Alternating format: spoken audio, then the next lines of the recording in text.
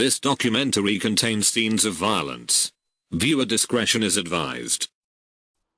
As we venture down into the forested land of the Rift, we find a peculiar species standing on its temporary home.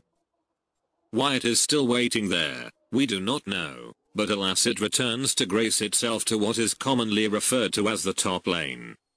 Also occupying that lane is another breed of species closely related to Silentus. Like her relative, she is a hunter of the night waiting for blind prey to wander into her trap. But conflict arises as Blade larger than Macaque, also known as Riven, will challenge the dominance of her fellow lane mate. Emerging from the jungle is Artrex, his long hard weapon rivaling even the one she wields. As he surges onto the arguing couple, they must break away as fast as possible.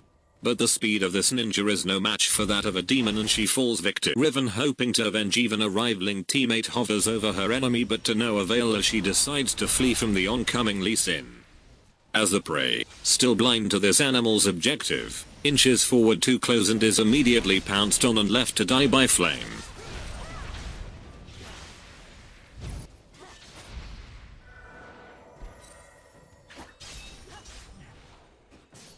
Despite their constant bickering and such, Riven and Alkali work together as a pack and dive onto this unfortunate monk. His confidence in his tower is no match for the well thought out plans of both enemies and ends up another casualty of the forests. As she ventures to the bottom lane, she allies with the Yeti to smite a boy with damn sexy hair. Out of the bush comes a lovely lady musician, who is obviously no match for the powerful fists of this species. She falls, abandoned by her friend, unable to enjoy a peaceful walk along the forests of the Rift. Caught out in the bottom lane, Riven is challenged by Artrex in a duel of the longer blades. She skillfully dodges his knock-up and the intense battle ensues.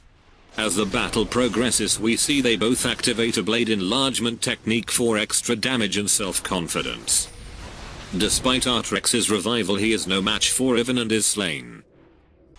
Here we see Riven has finally accepted the idea of teamwork and decides that to secure her team's worm-killing efforts, she commits the ultimate sacrifice, leading away potential threats from her fellow companions.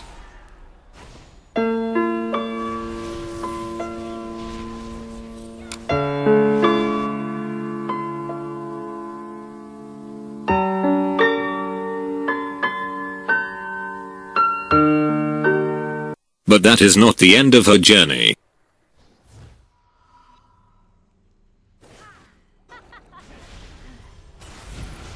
Boiled with Nunu's blood, she jumps in, doing as much as she can to change the course of this journey before leaving with her life and blade barely intact as her teammates pick up the kill. As Riven notices a small skirmish breaking out in the jungle, she decides to enter as her stun locks down the enemy sonar. She breaks out of this fight with a triple, and though you may not see it, her shoulders are very tense from all this backpacking she must do to achieve a victory.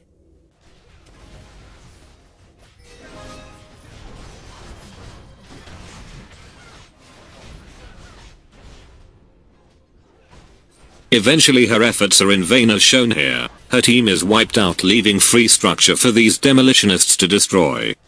Expect, as she rushes to defend what's left of her home, she finds that her journey is about to end in a way that she did not expect.